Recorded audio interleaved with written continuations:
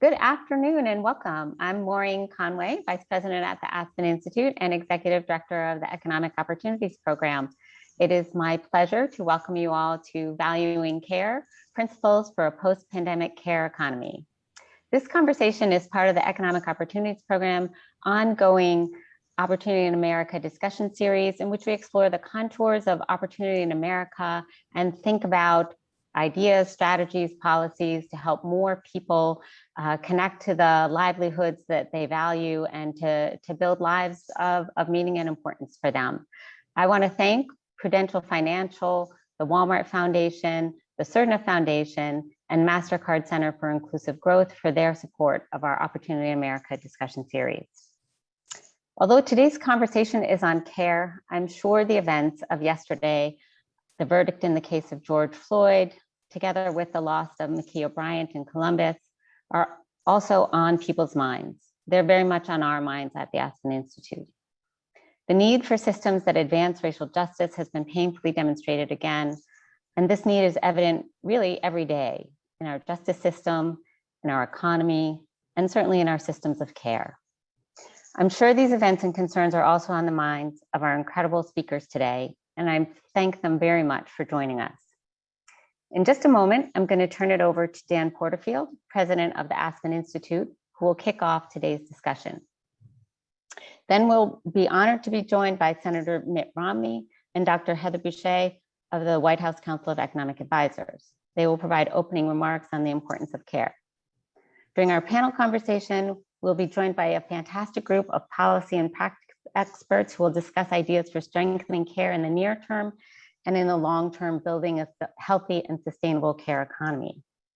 And finally, we'll welcome Justin Baldoni and Ai-jen Poo for an exciting conversation on campaigning for care and the role of culture in cultivating awareness and support for social change. But first, a quick review of our technology. I'm sure many of you are used to the technology by now. All attendees are muted. We very much welcome your questions and participation. Please use the Q&A box to submit questions. We're very excited with the participation in today's event, and we'll get to as many questions as we can.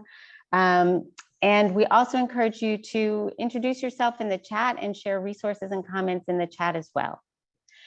Please tweet about the conversation. Our hashtag is TalkOpportunity. And if you have any technical issues during the webinar, you can chat with the Economic Opportunities Program or email us at eop.program@aspeninstitute.org. The webinar is being recorded and will be shared via email and posted on our website following this event. The webinar also includes closed captions. If that's useful to you, please avail yourself of that. And now it is my great pleasure to introduce Dan Porterfield, President of the Aspen Institute.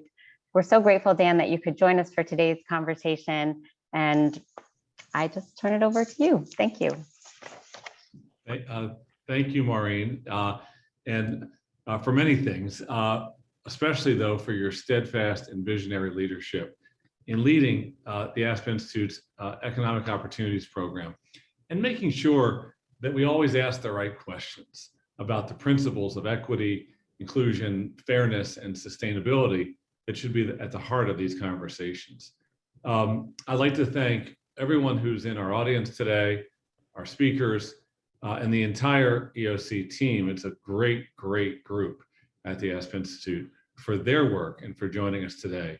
And it won't be too long, let's all hope, when we can gather together in person safely to be able to share ideas and get to know one another in the post-Zoom universe, which is coming, I think. A word about the Institute. The Aspen Institute was founded 70 years ago in the aftermath of genocide, world war, and nuclear destruction. It was founded by a group of pragmatic and humanistic optimists who believed that a good society must be organized around and must protect and promote human dignity. And if you believe in human dignity and the sort of corollary principle that everyone has it equally, then you're called to do the work of the EOC program, the Aspen Institute, and work for free, just, and equitable society. And in that spirit, it was both a relief and a cause for hope and a challenge for all of us that a jury of his peers found Derek Chauvin guilty on all counts yesterday. That verdict won't bring back Mr. Floyd or the many other men and women of color who've been killed in police custody, most recently in Brooklyn Center, Minnesota, in Columbus, Ohio. Nor does one verdict heal multi-generational trauma or obviate the need for real change in law enforcement and policing. But I think we can all take heart from the jury's demonstrated respect for Mr. Floyd's human dignity. And then we can assign ourselves the job of doing more, place by place, policy by policy, to dismantle structural racism and all forms of discrimination and othering in the service of a beloved society. That certainly includes our need to assist, embrace, and provide secure legal status to our hardworking immigrant families and communities and all children. Clearly, this is a defining moment in the history of our country as we try to do a lot of important things at once to promote racial and gender justice, to stop COVID-19, to end childhood poverty, to reform immigration, to fix American healthcare, to make the economy work for all, to renew our democracy and mend the social fabric, to see one another as human beings. All these American imperatives connect directly to the topics we have convened here to discuss today. We must enhance the quality of jobs and dignity of work for care workers. We must guarantee access and affordability of care to those who need it. We must address the social determinants of inequity that threaten the well-being of care workers and the resiliency of our healthcare, social, and political systems. A high-quality, affordable, accessible care system is critical to sustaining that free, just, and equitable society that we're working towards. Developing it is the right thing to do and the smart thing to do for our country. And now is the time to work together to build back better in the service of our full population and our ideals. As Ai-jen Poo, who joins us later today, has said, and I quote, "Movements of people create change, not just any one person or organization, but when lots of people are in motion around a shared vision." We are that movement, that motion, and today is our moment. Thank you for coming together to hear from our eminent speakers and for the love and hope that motivates your work and your solidarity with all who give and need care. Now, I'm pleased to introduce Senator Mitt Romney and Dr. Heather Boushey. Senator Mitt Romney was sworn in as U.S. Senator representing Utah in 2019. He currently serves on the Foreign Relations, Health, Education, Labor, Pensions, Homeland Security and Government Affairs, and Budget committees. Prior to entering public service, he had a successful career in business. He then went on to serve for 4 years as the governor of Massachusetts, and in 2012 earned the Republican nomination for president. He's the proud husband to Anne, father of 5 sons, and grandfather to 25. Dr. Heather Boushey is a member of the Council of Economic Advisors in the Biden administration and is one of the nation's leading voices on economic policy. Dr. Boushey is co-founder of the Washington Center for Equitable Growth, where she served as president and CEO from 2013 to 20. She previously served as chief economist for Secretary of State Hillary Clinton's 2016 presidential transition team and as an economist for the Center for American Progress, the Joint Economic Committee of the U.S. Congress, the Center for Economic and Policy Research, and the Economic Policy Institute. Thank you all for joining us today. My very best.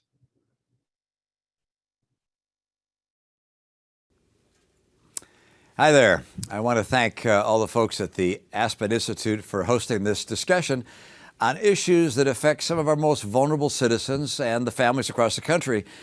As you know, our families are facing greater financial strain, which was made worse by COVID-19. And of course, marriage and birth rates are at an all-time low. Parents aren't having as many kids as they would like to have, and they say that financial concerns are the primary reason for that. As a matter of fact, if the 2008 birth rate had held constant until today, we would have 5.8 million more kids than we have. So this is a real problem that's going to have major ramifications for our labor force in the years to come. Now, on top of that, we also have not comprehensively reformed our family support system in about 3 decades, and our changing economy has left millions of families behind. So simply dumping more money into existing programs that really need reform, is probably not ideal economic policy. So America currently spends about $500 billion a year to support families, but it's not working as it should. Benefits like the Earned Income Tax Credit have a massive problem with improper payments, stemming from the fact that calculating the benefit is an extremely challenging process for families at the beginning of the year when the money is going to come at the end of the year. Additionally, our largest child and family benefits are administered once at the end of the fiscal year, leaving uncertainty as to how much the family is going to receive.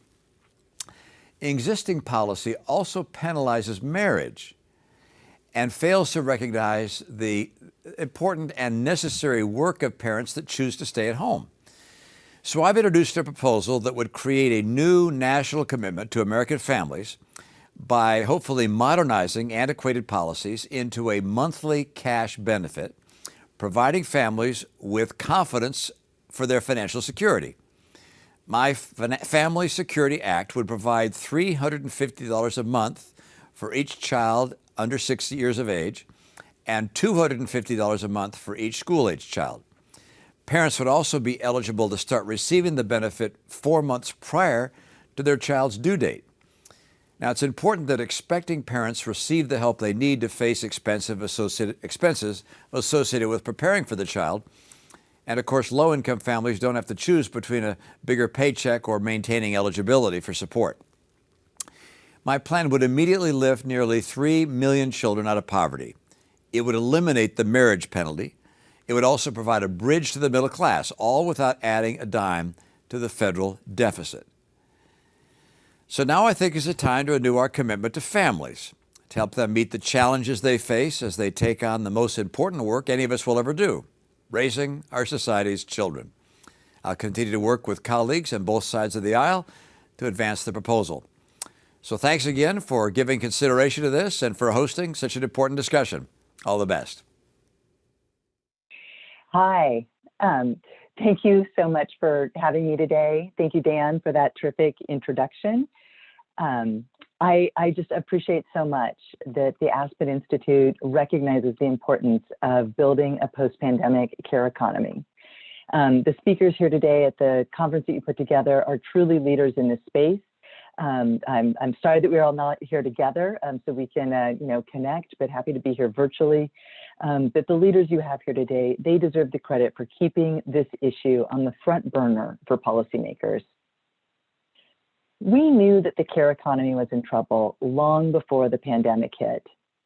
Too few workers have access to paid leave, too few have the right to paid sick days, and too many struggle to afford the kind of quality care their loved ones need.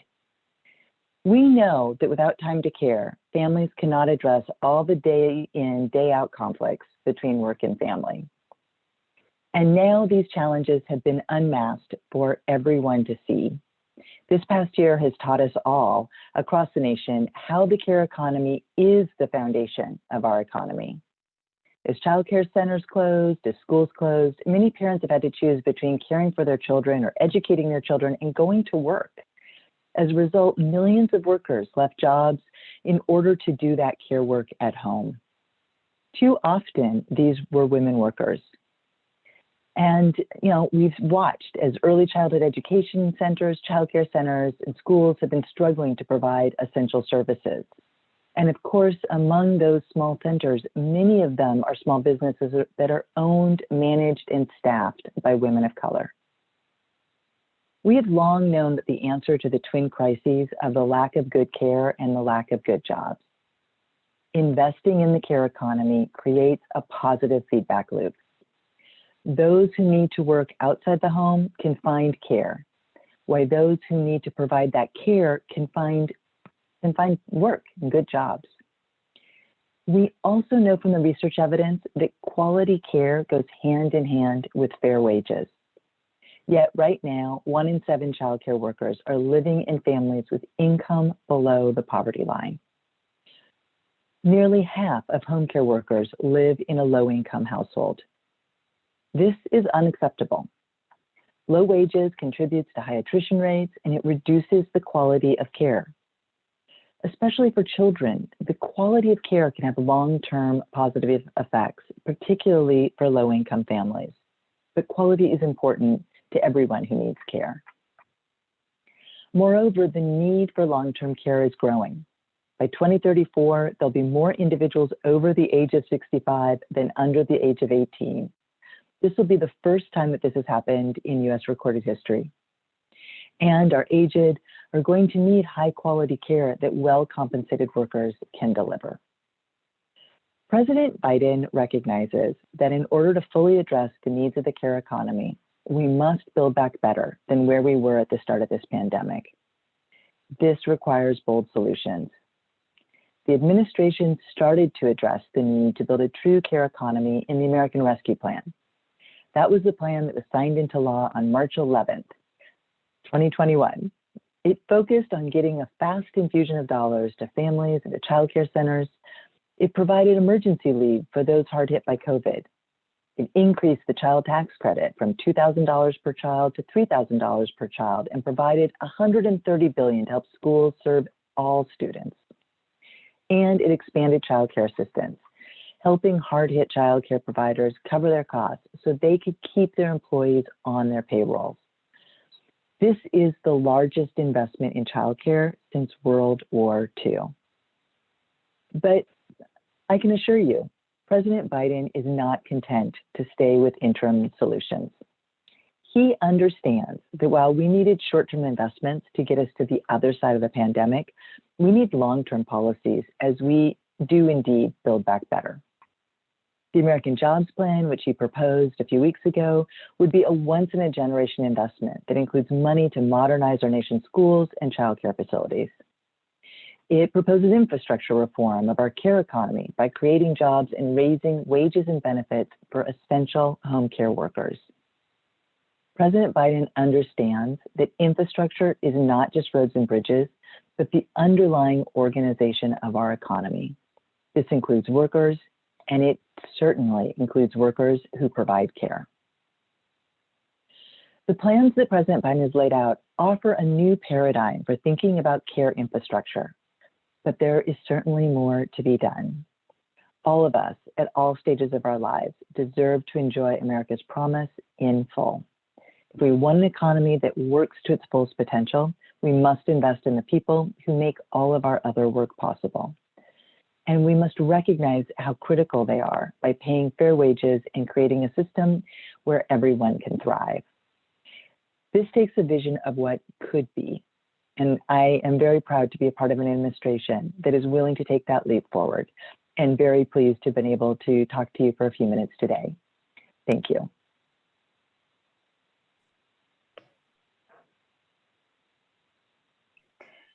Thank you so much, Dr. Boucher, for joining us today. Thank you to Senator Romney and to Dan Porterfield for also being with us and sharing your remarks.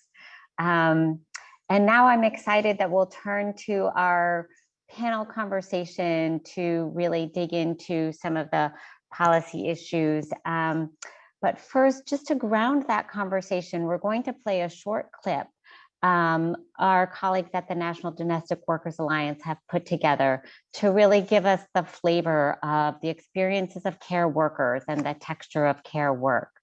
And then immediately following that short clip, we'll turn to Erica Barris from Marketplace, who will be moderating our panel. Erica is deeply engaged in issues related to care in the economy, and we're just delighted that Erica can be with us today to moderate this discussion. All right.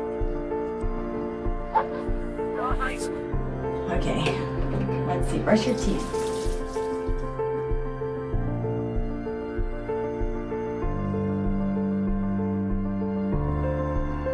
None of us could have known that COVID was going to come, but as a mom, we have to multitask, but this is multitasking times 2. I was getting all kinds of calls from people in our community if I could do errands for them, go to the grocery store, pick up their prescriptions. I'm able to provide care to my children and my husband and my mother. I feel like I have to stay structured, otherwise it would be straight chaos. Homeschooling him and then working at the same time feels like I'm Wonder Woman or something. The hardest part about the day is trying to find time to fix lunch, to help with a math problem. It's like my maximum speed and I'm doing like 100 miles per hour nonstop. I haven't had anybody I can rely on. Everybody relies on me. And I do my best to handle everything. Papa one, now I need a Papa one. I feel my body deteriorating. Caregiving is definitely underappreciated, especially now with COVID-19. COVID is the unknown. I've never, ever, ever been as scared to do my job. A lot of people think that caregiver is the last thing that you want to do. I hold that title with pride. It's very scary and daunting, but I've been able to find those beautiful moments.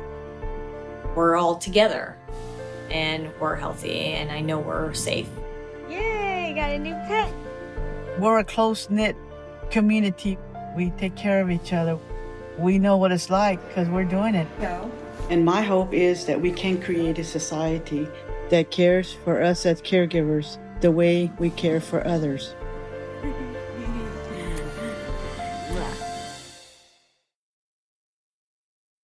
Good afternoon. What a fitting way to begin this panel, hearing directly from care workers and getting an inside look at what this work actually looks like. I'm very excited to introduce our panelists who can talk a little bit about the ways in which we'll be injecting public funds into this space and the way that a lot of the work that a lot of this caregiving work, care economy work that has been for many years siloed in different categories and sort of pushed aside is now being looked at as something that is worthy of a larger federal type of infrastructure. I think when we talk about infrastructure for years, we've talked about roads and bridges. And for the first time, it appears that we are sort of really addressing it in a different way. And I'm excited to hear from our panelists, as I'm sure you all are, about how this looks for them and how, what they envision. I'd like to introduce our first panelist, Abby McCloskey. She's the founder of McCloskey Policy, LLC. Abby will join us in a minute. Then we have Adria Powell, President and CEO of the Cooperative Home Care Associates, Tina Shen, President and CEO of Time's Up, and Dorian Warren, President of the Community Change Co-Chair Economic Security Project. All of their bios are found on the site's page, but we can kind of start off and talk a little bit about some of, the respective work that everyone's been doing in this sector and what different kind of, what everyone can sort of bring into this. I'm going to start with you, Adria, and just sort of ask, as a long-term care provider who's worked closely with workers, can you talk a little bit about that video we just saw and a little bit about what your organization, who your employees are and what the jobs look like on the ground? Absolutely. Thank you so much, Erica. And I just want to say thank you also to Maureen and the entire team for asking me to participate as part of this panel. I think this conversation is really important and quite timely, and I'm excited to be here today with everyone. So that clip really resonated with me. As a Black woman and mom of 2 elementary school age children, I very much share similarities to the women in that video. And then the part where Susie Rivera, the home care worker, is talking about her desire for us to have more care invested in the workforce. It really resonates with me. And it's particularly poignant because of my connection to home care. So I am the president and CEO of Cooperative Home Care Associates, which is the largest 100% employee-owned company in the United States. Cooperative was founded more than 35 years ago by a team of people who were working at a large social services organization. And they were charged with starting up a business that would provide good jobs with low barriers to entry for marginalized communities. And so they landed on home care jobs because they were so bad that even any modest investments would lift the bar. And right from the outset, they really deeply understood the connection between creating quality jobs and delivering quality care. Personally, I was lucky enough to be there at the beginning because my mother was one of the team members, and her area of expertise was, at that time, and still continues to be, workforce development and training. In fact, I have the opportunity to continue to work with my mom this many years later because she's still connected to CHCA through through CHCA's sister organization, which is PHI. And PHI does policy and advocacy research and practice-based work across the long-term care spectrum. And they focus on ensuring quality care for older adults and people with disabilities by creating quality jobs for workers. And in fact, PHI is a really incredible resource on these issues for the workforce, for long-term care, and for care recipients. And I'll drop a quick plug that they had a report that came out in January called PHI's Caring for the Future. Hopefully we can have the link dropped into the chat. It's just really a comprehensive snapshot of the issues that have gone on for the past year, like during the pandemic. But back to CHCA. In 1985, we started with just 12 home care workers. And before the pandemic, we had 2,000 workers. But sadly, today our numbers stand at just over 1,500. We train, certify, and employ personal care aides and home health aides. And we continue to work to try to make these jobs quality jobs. We do this by investing in comprehensive worker training and education. We work to provide the highest possible wages and benefits given the extreme limitations that we face with Medicaid reimbursement rates. We build career ladders and opportunities for advancement within home care so that workers don't have to leave the field in order to advance. And as a cooperative, we offer ownership opportunities so people can actually have a stake in the company and share equitably in any kind of financial benefits that we gain when we're profitable. At CHCA, 99% of our workers are Black and Latinx women, and more than half are immigrants. These workers provide in-home supports with activities of daily living to adults who are aging, living with chronic conditions, or living with disabilities, in order for them to be able to stay in their homes and live independently and stay in their communities. Our workforce has tended to be largely invisible to society, and most people don't even think about home care until they need it or someone in their circle actually needs it. And yet, home care workers are the largest segment of the care workforce, a number around 2.3 million nationally. And this number is going to substantially increase, as we've heard in previous remarks. In New York State alone, which is where cooperative home care is located, we are looking at the need to fill roughly 700,000 new job openings between now and 2028. And that doesn't even account for loss of workers to the field. If you factor that in, we're looking at 1 million jobs that will need to be filled by that same period of time.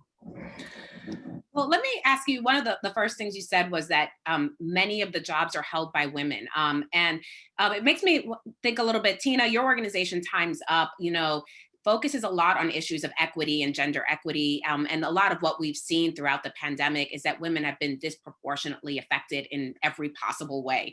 Can you tell us even a little bit, understand even when we talk about when we say the care economy, what we're even talking about? What does that even look like?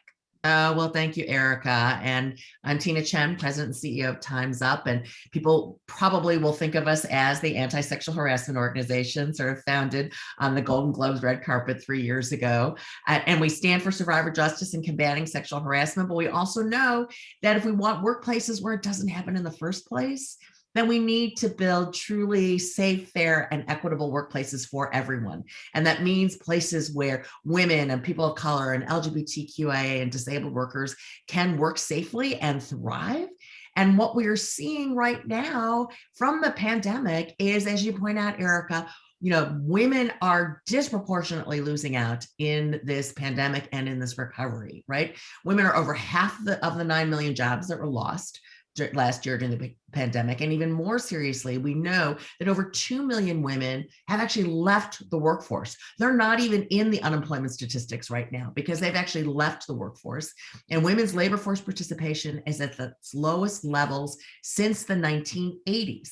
So we are in a single year undoing generations of effort to try to bring women into the workplace. And so if we don't address this caregiving crisis, we are going to lose those women. That we're going to lose them. And it's up and down the wage scale. It's women on their way to the C-suite, and it's women who are, working in those hourly jobs and putting food on the table for their kids, because they cannot deal with this lack of a caregiving infrastructure that we do not have in this country. And so to your question, what does that look like? It looks like actually a comprehensive caregiving infrastructure. What's new about this conversation is that we're not talking about these issues as childcare over here and elder care over here and caregiving, supports for caregivers themselves, like Adria in a third place, and paid leave over in a fourth place.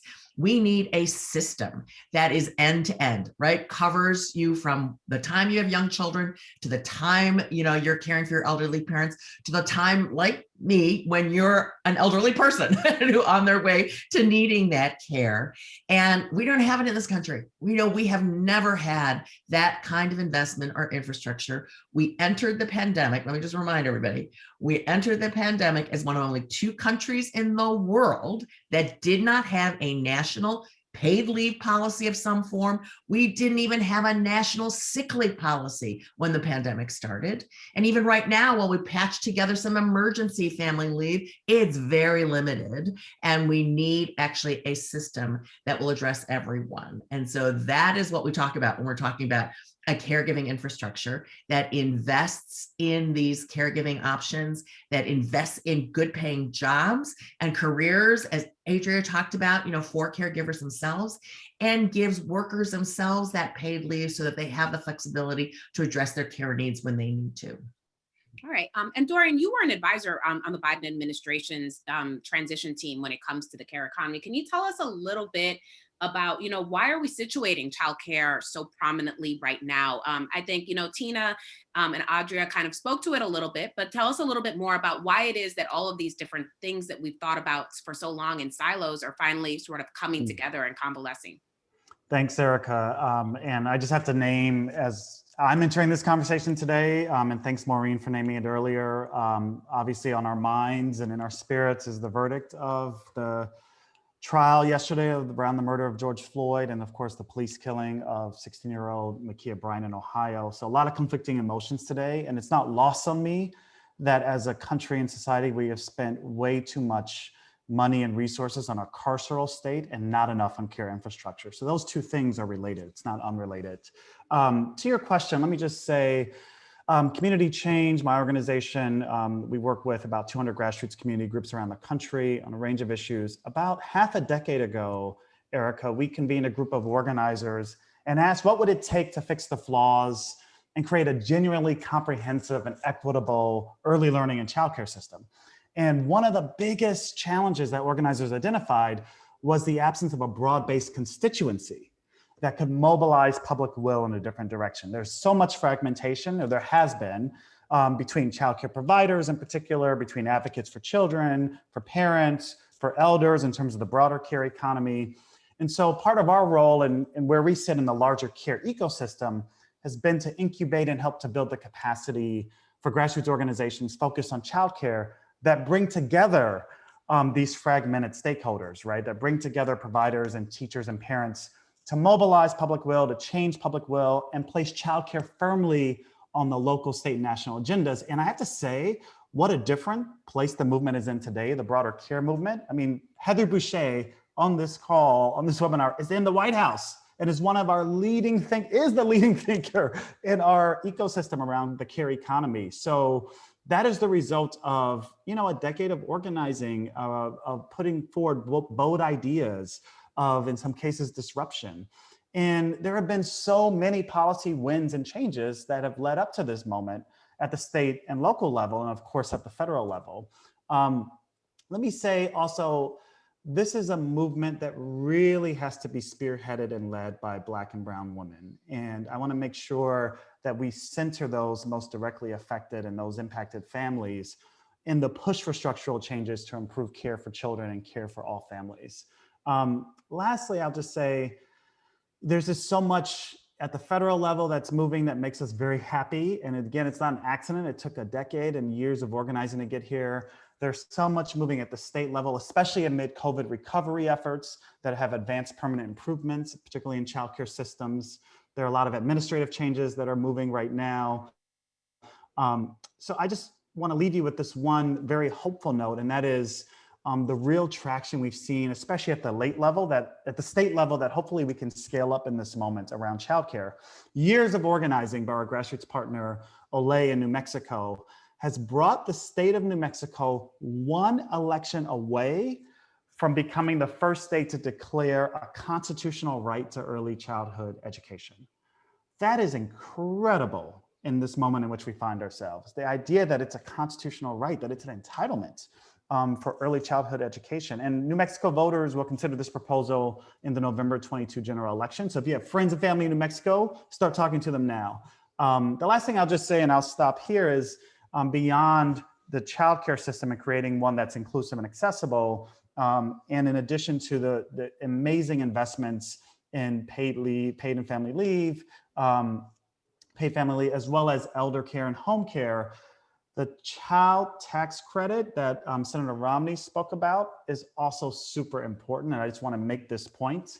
Monthly direct cash for parents to use at their discretion, whether it be food or diapers or childcare, will be such a help to struggling families right now, and will help with the income volatility that so many people struggle with. So I'll stop there.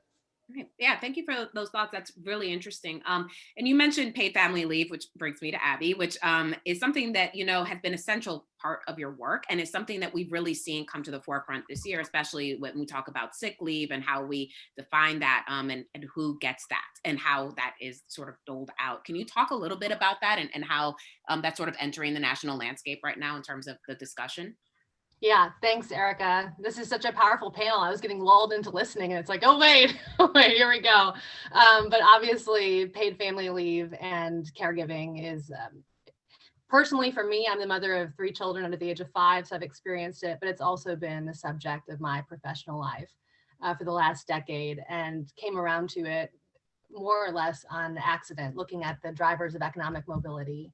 I was at a center-right think tank, and lack of affordable childcare, low wages for caregivers, lack of paid leave kept coming up as significant barriers for economic opportunity, not only for the adults we were talking about, but also for the children who didn't have access to those high quality care institutions. And at the time, I don't think it's out of school to say that wasn't a focus on the right. That's obviously changed significantly, as we can see with Senator Romney's remarks and others, but committed with a few of my colleagues to start working on, are there bipartisan solutions? Are there center-right solutions that we can put forward to kind of begin this conversation that admittedly was significantly more advanced on the left side of the political aisle than it was on the right? And I feel like we've gotten to that moment on paid leave. I can't think of a single thing that President Biden and President Trump have in common, other than that they both support a type of paid family leave system. That's something, and I think we should pay attention to that. And just, one last thing, obviously the issue of caregiving is a diversity of different needs and different individuals, both on the providing end and the receiving end. And the same with paid leave. There's a lot of different types of leave, whether you're recovering from cancer and it's your own medical leave, whether it's caring for an aging relative, whether it's caring for your child.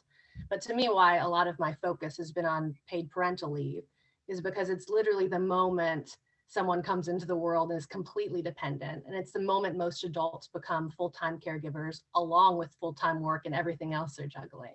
And at that very vulnerable moment, we are the only developed country that doesn't protect that time, even though we know about the economic implications that has and the health implications that has for both the caregiver and the one receiving care. And I feel like that just sets the stage and the narrative on how we value care, or the lack thereof, and then the decades and years to come after that. Yeah, thank you for those thoughts. And I think this idea of, what the narrative is something that's really interesting, and who is describing this narrative.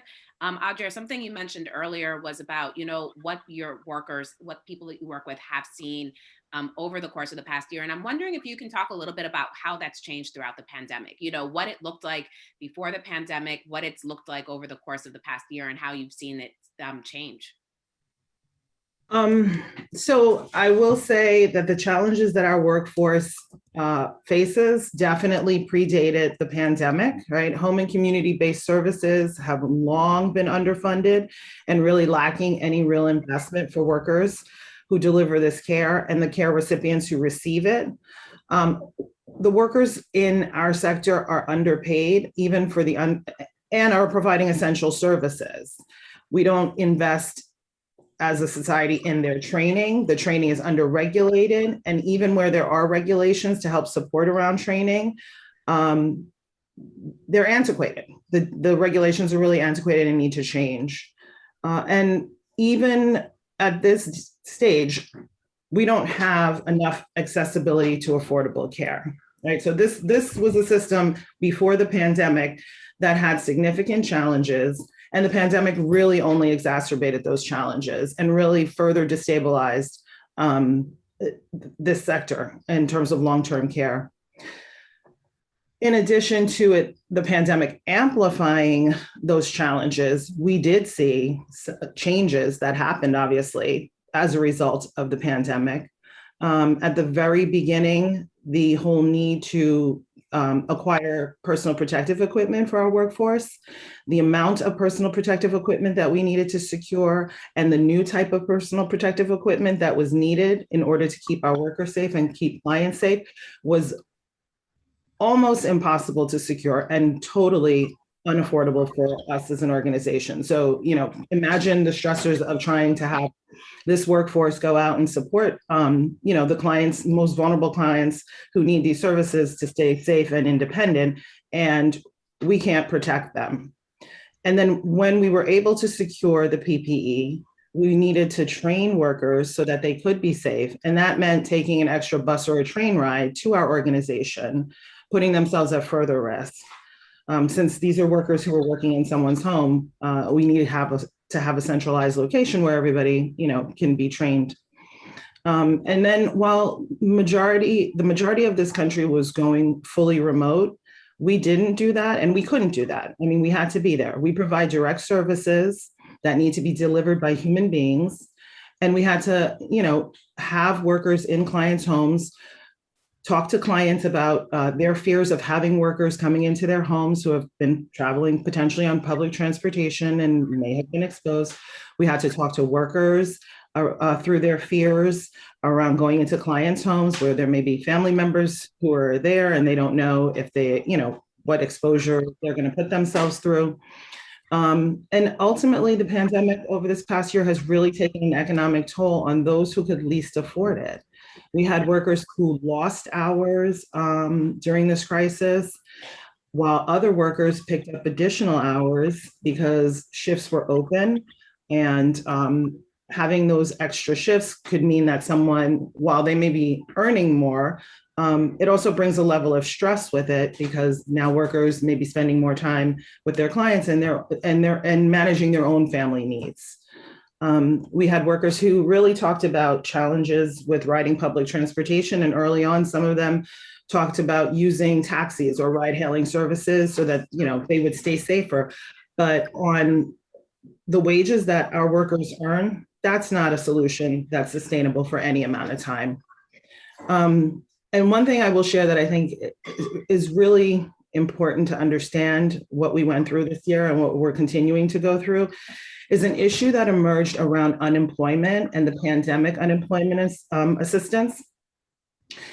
And that is that home care workers who collected unemployment benefits or are collecting them could earn more staying home and not putting themselves at risk or putting their families at risk than they could earn going to work. I fundamentally believe that the unemployment benefits were and they continue to be necessary. My issue is that these jobs are not low-wage work and they need to be compensated in a way that recognizes the essential services that home care workers are delivering. I had a home care worker who's a member of our board stand in my office and share that her coworkers chose not to go to work and collect unemployment because they could earn more, they could be safer, they could stay with their children who were attending school remotely, they could take care of people, their family who may be, battling COVID. And she looked me in the eyes and she said, I would earn more staying at home too, but I have to work because who else will be able to take care of my clients if I don't go? They need me and they have no one else. I am in no way passing judgment on any of our workers or the workers who do this job. What I'm saying is that first and foremost, this is a byproduct of the way that our nation values care or doesn't value care, as the case may be. And hearing that, this is something I've heard from many sectors throughout the course of the pandemic, especially, sectors in the care economy. I'm curious, Dorian, if this is something you've seen or heard when it comes to childcare, in addition to all the other struggles that there are, related to childcare right now that you addressed earlier, and if you see any kind of effective policy possibly happening to address that anytime soon. Ooh, how much time do we have, Erica? I mean, there's so many. Let me outline the challenges and I'll say what I think is moving in terms of policy. So, of course, the pandemic in particular has brought into focus childcare as a racial and gender justice issue. And as Tina has already mentioned, we know around 2 million women, I think, have left the labor force, according to the Federal Reserve Bank of St. Louis. For many, it's made more sense to forego those wages they'd be receiving from going back to work in the absence of reliable and affordable childcare. The childcare sector itself is made up of mostly women, especially women of color. The childcare sector lost approximately 400,000 jobs during the pandemic. And many childcare workers remain out of work almost a year on. That doesn't include the pre-existing issue of childcare deserts in way too many low-income communities and communities of color that existed before the pandemic. And I do have to go backwards for a minute, Erica, before I go forward about the policies, because historical context is really, really, really, really, really important here. It's important for understanding the working conditions, the systemic exclusion from economic opportunity that especially Black and Latinx early educators and providers experience today.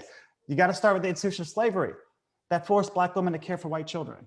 You have to look at Jim Crow, where Black women were delegated to domestic work. You have to look at how the New Deal, which was I celebrate the New Deal every day, but it also excluded domestic workers from even basic labor protections under the National Labor Relations Act, the Fair Labor Standards Act, because we know Southern whites resisted policy that would grant Black workers new rights at the time. And then more recently, immigration policy has created, you might call a supply of exploitable undocumented women in the care sector. So this is the history that shapes the outcomes for women workers in the childcare industry today. Then you add on top of that, historically, childcare has been relegated to, let's call it a private responsibility rather than a public good. It's been like your individual problem. Then on top of that, you have a childcare sector that's historically been split among a number of lines. So private in-home versus center-based care, formal versus informal care, and uncompensated caregivers. So this has created challenges for uniting a broad coalition of providers, but that has changed dramatically. And so to your policy question, Erica, I do think the opportunity before us right now, today, this is a once in a generation chance to really deliver for working families in America, but also it's embarrassing we are this rich democracy and the rest of the world has figured this out. This is a once in a generation chance to deliver the core investments in a care economy going forward. And I think that comes with lots of organizing, but as we have just witnessed with the passage of the American Rescue Plan, we can move even with razor thin margins. And so now how do we build on this foundation to deliver a just, equitable, inclusive economy? The moment is right now. The proposals are on the table right now. And I know at the end of the conversation, we'll come back to how can you participate and get engaged to help make this a reality. So there are, at the local, state, and federal level, there are so many things moving right now. The opportunity is before us, so we have to lean in and shift public will to really deliver on the care economy and care infrastructure. And you said a phrase that is just really interesting, the sort of private responsibility for the public good. And I think that applies to all of the work that you all do and that you're all engaged in. It makes me wonder, Tina, that's also a lot of the policy work that you've done over the years. And I'm wondering how you see that it's changed, or how what your messaging or what you're working towards has changed with the pandemic. Oh, no, I absolutely. I mean, I completely agree with everything that Dorian laid out and the history of it. And look, I lived through the Great Recession in the White House, right? So I did all 8 years in the Obama White House as the executive director of the White House Council on Women and Girls. And I remember during, the last Great Recession, look, I was a single working mom. My immediate boss, Valerie Jarrett, was a single working mom her whole career. The Obamas entered the White House having been 2 working parents of young children. So we all lived this struggle, and the working families agenda was very important to us as we came in. But I saw the polling, and the polling of the general public. So this isn't just policymakers. It's not just a red state or blue state thing. This was across the board. Everyone across the board at that moment, 12 years ago, just wanted a job. If you asked workers, do you want your employer to help provide you with caregiving solutions or paid leave? The answer was no. They said, I just want my employer to get me a job. And the caregiving stuff is my own responsibility. So when Dorian describes that this was just viewed as a private responsibility, workers themselves thought that too, because that's what our history has been in the United States. That is our attitude. This was just something for workers to figure out for themselves, not the employer's job, not public policy job. That I'm happy to say that the last 12 years has seen that dramatic shift. We're now overwhelming majorities, and we've done the polling at Time's Up. We did a poll in December, even in December, right? Where we were, deep in the middle of the pandemic and the economic recession. 8 out of, not just 9 out of 10 Democrats, 8 out of 10 Republican voters also supported comprehensive caregiving solutions. So the script has flipped, where now, workers, we actually see it as important. What we need is public policymakers to do it. So I will tell you the current thing that I'm a little energized about, as Dorian knows, because we've had this conversation in our coalition meetings, is this idea, as Politico put it, that infrastructure, calling the $400 billion investment in home care that's in the American Jobs Plan and the $39 billion that's in the rescue plan for childcare, calling that infrastructure was silly. It was like, no. It is key infrastructure that we have to build. If you're going to talk about investing in roads and bridges to get people to work, nobody can get across those roads or bridges if they don't have caregiving. The folks who are trying to build the roads and bridges can't get to work to do them unless there's caregiving. Caregiving is as essential to our economic infrastructure as roads and bridges or the electric grid is, because it is the mechanism by which we put people to work. We will invest in caregiving jobs, in jobs that actually can't be shipped overseas, and will allow somebody else to go to work. So it is like doubly stimulative to the economy. So, that is the shift. And I agree with Dorian, we are in a generational moment where we see this. And one more thing I'll add to the mix is it isn't just the workers who see this. So I've been doing equity and inclusion work for like decades. I used to be a corporate lawyer. I used to see it from that angle. I used to be a lawyer that advised companies. I have seen employers come to the table in the last year in ways I have never seen before, because all of a sudden these CEOs, they're stuck at home with their kids at home. They can't just go off to the office and ignore what's happening at home. They're living it themselves. They're watching their senior women leave, right, the workforce because they can't manage it. And you've got manufacturers telling the Wall Street Journal, as they did this last summer, like half of the manufacturers in Philadelphia said they could not field a full day of work on their manufacturing floor because their workers were at home with caregiving responsibilities. So now all of a sudden the employers understand they have a stake, right, in making sure their employees have access to affordable caregiving solutions that can work for them as an employer as well, and to those paid leave solutions. So this is a real turnaround and a shift. And look, if we don't invest in this, and several people said it, Abby noted it too, we will get left behind the rest of the world. This isn't just something that's just good for individual workers or individual employers.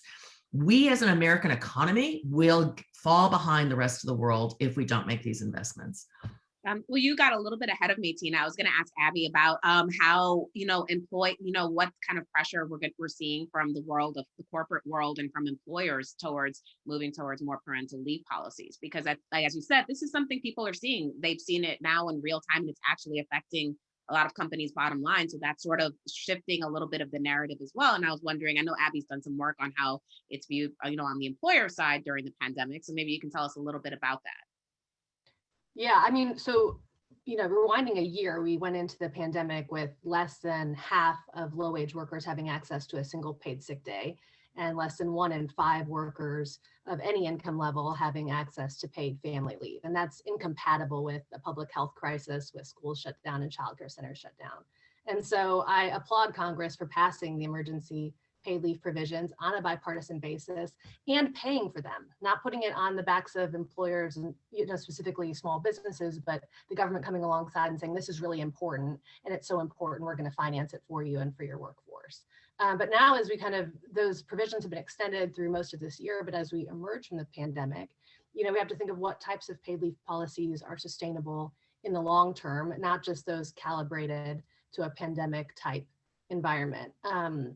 Although I will note that even the emergency paid leave provisions, there's a new survey out by AEI, by a former colleague, Angela Ricciuti, which found that 1 in 5 workers, mostly women, mostly minority women, mostly low income minority women, reported needing leave in the last year and not being able to take it. And so that's a gaping hole in what should have been a robust safety net provision during this crisis. We need to understand why that is. If it was fear of kind of retribution among colleagues, if it was the loss of income because the paid leave provisions weren't 100% wage replacements, we need to really understand that so the next time around we have a more robust emergency system in place. And same going forward, when we look at a permanent type plan, we need to make sure that these types of policies aren't going to leave behind the most vulnerable people that technically they're being crafted for or should be being crafted for. I was part of a bipartisan working group with Heather Boucher, with others for the last 3 years on paid leave. And the group came to consensus around an 8-week paid parental leave policy. People didn't like it for various reasons, but came behind that. And it would be my hope that that's included as part of Biden's next plan, the American Families Plan, of something that we know has bipartisan support. And there's a lot of support, obviously, for broader types of leave too, for elder care and sick leave and medical leave. But those are they're more difficult to kind of treat like one size fits all. And so I think our group had struggled to come to consensus on those types of policies. Well, I was going to ask about, what your thoughts are on the infrastructure plan and how they address how they sort of link these different types of leave policies together. Yeah, well, I'm thrilled that this is being addressed as part of infrastructure. I'm thrilled that it's a comprehensive plan that Biden's put forward. I believe there's a lot in there that could have significant bipartisan support.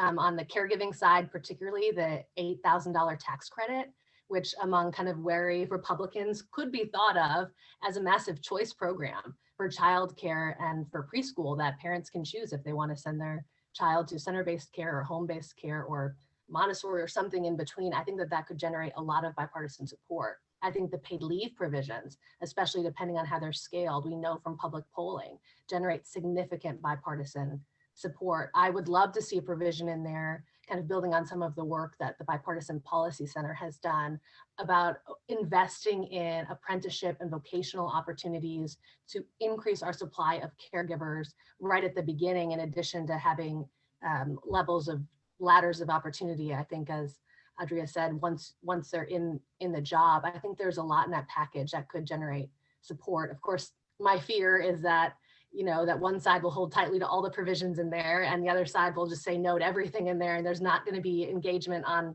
the specifics. And yet that is so what's needed to have a sustainable care infrastructure going forward.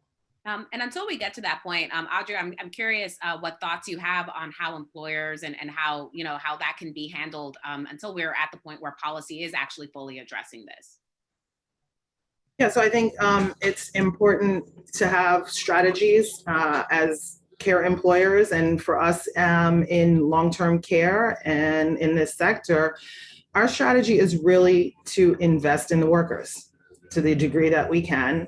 And that has really helped us to maintain like lower turnover rates across our company. So the workers that we have trained are in this work and stay in this work and bring a level of continuity of care to the work. I also believe that we add value to the job in many other ways, even if we can't raise the base wage, which we can't do alone. We invest in our workforce by providing them with free training. We guarantee them job placement at the end of their training. For workers who want to work full-time, we work to get them those full-time schedules. We have peer mentors who support workers when they're facing challenges on the job. Our home care workers are organized by 1199 SEIU, and they benefit from union-sponsored healthcare. We provide free dental, life insurance, paid time off, auto enrollment in 401k, and ownership. The piece about the ownership is really important and affords people the opportunity when the company is profitable to actually share in the benefits of their labor and what that labor has created. Do you think that model, I'm sorry, I didn't mean to interrupt you. Do you think that model would work for every company or for, everyone until there is some kind of policy in place? I think it would be really challenging to turn every company into a cooperative.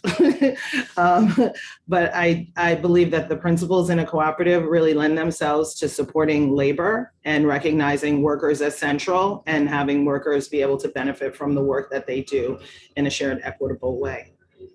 I think it also means investing in workers and treating them with respect, right? We have to value the contributions that workers are making. And for CHCA, one of the things that we do is also really work on policy advocacy efforts to ultimately get that base wage increased, for the workforce. And in fact, this year we worked really closely. I appreciated what Dorian said around having parents, providers, and teachers all, working collectively together. We worked with grassroots organizers, other home care providers, consumers who need the services, and workers this year to really try to advance legislation that would increase home care worker wages to 150% of the minimum wage in New York. So, those are the kinds of the ways in which we are working now to change things.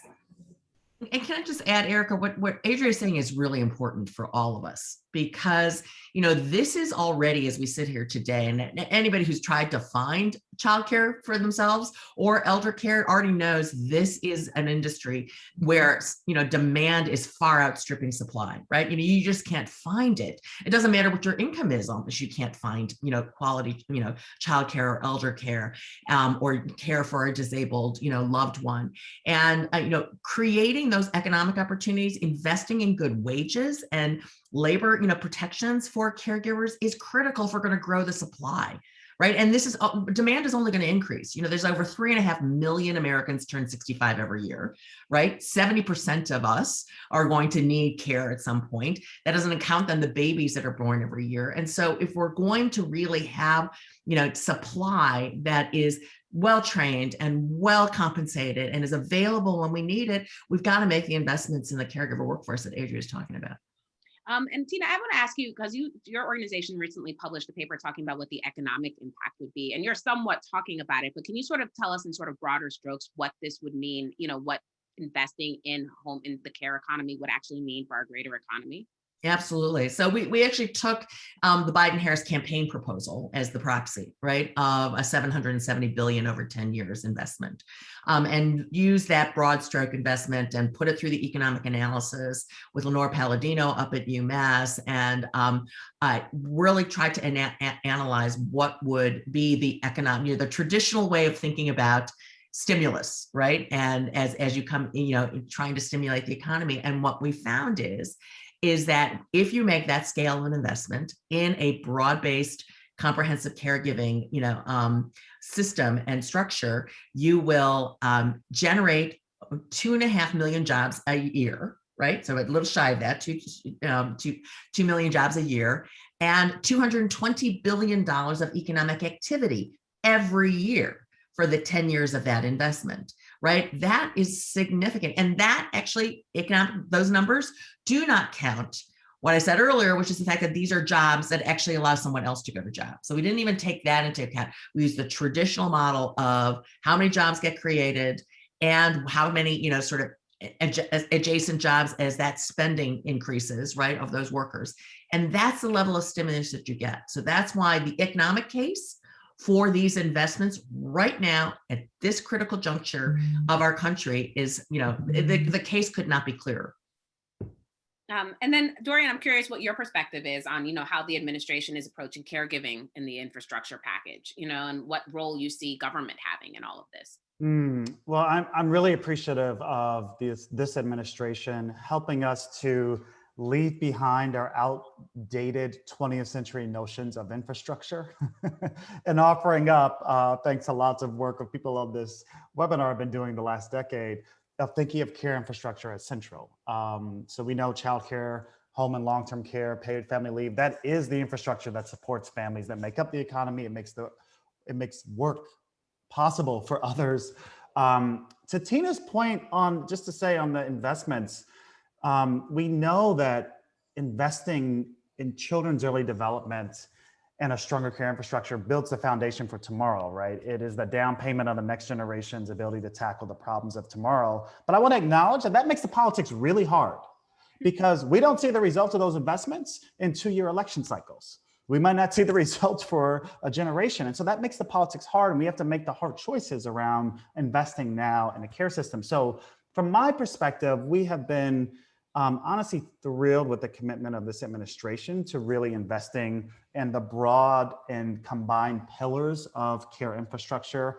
Obviously, I care a lot about childcare, whether it's investment in facilities to investments in the system overall, to providing support for low-income parents that makes it affordable and accessible. The $40 billion released from the American Rescue Plan for investments in childcare last week shows us this administration is very serious. The vice president has made comments about this. So we're very, very hopeful and optimistic about what this means in terms of the creation of millions of jobs in the childcare and early education sector and the broad care economy writ large. We still have to, I'm an organizer, so we have to keep the pressure on at all levels to ensure that federal legislation and proposals are passed, that the implementation goes well at the state and local level. A lot of us are engaged in policy advocacy, and we might win a policy and then we go on to the next thing, and implementation is the story. How we implement any given policy makes all the difference in how people experience it. And so the last thing I'll say is I do think making sure that going forward for this administration, that we are also ensuring the voices of those most directly affected are at the table and are heard and are front and center, and create a feedback loop to assess throughout the next several months and years how we're actually doing and how those investments in care infrastructure are being spent. So I'm going to open a question up for everyone and just say one thing that you each hope can be achieved to build a sustainable care economy for post-pandemic. One thing that you hope is achieved, and we can say sort of give it around like within the next year even. And I'll start with you, Tina, because you're laughing, and we can kind of go around the room. Well, I'm laughing, Erica, because it's never just one thing, right? Because if it had been one thing, we would have solved the problem already. But if I had to focus on the one immediate thing, I really do think we got to support the American Jobs Plan, and what I expect will be announced next week, in President Biden's, address to Congress on the American Families Plan, which I hope will include the paid leave provisions in addition to the investments. That's the thing. And I also learned this in the White House. You may sit there and you got the bully pulpit and he's got the plan. That plan doesn't get passed from the White House alone. And to Dorian's point about organizing, people need to make their voices heard, right, on both sides of the aisle. And I really appreciate Abby being here and pushing that. Because, this is not a red and blue state problem. This is, pandemic didn't hit red and blue state. caregiving challenges for workers didn't hit red and blue state. This is everybody right now is living it. And everyone needs to make their voices known to their policymakers that this is what they want. And so it doesn't get stuck in those corners that Abby just described, right? With everybody just going off in Washington to their partisan corners, because we do know that everyone across the country really needs this right now, sees the need. And so we need employers and workers and, local electeds to make that known right now. That's like the one thing I would pick. Okay. Let's see. Sort of not one thing, but, one concept. See, Abby, I saw you unmute yourself. Oh yeah, it's like genius, but package a bunch of different things into one thing. I was gonna do the same thing. If there was a kind of a skinny down, if we could get the moderates in the Senate to come together, Senator Sinema, Senator Romney, people who have led on these issues to come together to say, this is the type of, these are the pieces of President Biden's plan we support. These are other ones we would include, and kind of come up with some type of bill that both sides could get behind to triangulate the argument, which we know how it's going to play out. We know how it's going to play out. And we know that when these things are passed on a strictly partisan basis, whether it's the ACA, whether it's tax reform, whether it's, all the things that we've been seeing, they're not as sustainable as they can be if they are kind of corded together and passed with buy-in from both sides of the aisle. And I know that's a huge ask, especially in this political environment. But I would just hope that there's something that can triangulate what is going to be kind of the standoff here on this next package, I imagine, as it's released next week. All right, thank you. And then Audra? Yeah, I mean, I share the same points that both Tina and Abby are talking about. I think for me, I look even before that to the place of trying to ensure that there's recognition for an understanding of like the ripple effects of higher wages and better treatment. So like when Tina's talking about having caregivers so that people can go to work, there's endless ripple effects, or not endless, but I guess, yes, endless, right? I mean, I think about if we make these investments, right, on community health, workers themselves are able to actually go to work and deliver the care that they need to deliver. They're healthy, right?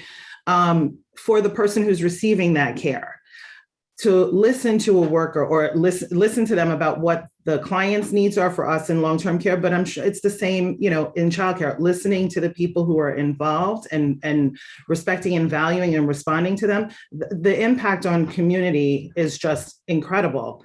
For us in long-term care, the impact of investing in these workers is going to lessen the spending that happens in our sector, because we have well-trained workers who can identify situations and avert things like hospitalizations. And if they're working as part of the healthcare team, be able to identify situations that could reduce the number of emergency department visits, or prevent people from going into institutions, which is not where they want to receive care and is a far more costly setting than to be in home care. Thinking about how these policies will impact the social determinants of health that also could be uplifted and positively impacted with the higher wages and better treatment of this workforce, right? So positively impacting people's experience around housing and food security, health incomes, and lifting people out of poverty and keeping them out of poverty. And then to, again, to Tina's point, the economic case is there. Like, we can't leave out the economic case of creating these jobs. And then the infusion back into the economy by having these jobs exist. So that's what I will share. Yeah, and Dorian? It's really hard to follow my three colleagues. I don't have much to add, and I'll just maybe go in this direction. There is the economic case. I just have to say this is also very personal for me. On this call, as we've been talking, have been dealing with an allergic reaction in my 6-month-old. I do not have childcare. As soon as this call is over, we will be heading to the pediatrician. That means I have to take the rest of the day off to deal with this emergency. And I am fortunate that my organization provides leave, paid leave. But most Americans, that is not the case. And so I do think we have to do some collective problem solving for collective problems that aren't just individual problems. And therefore, we will all benefit because all of our fates are linked.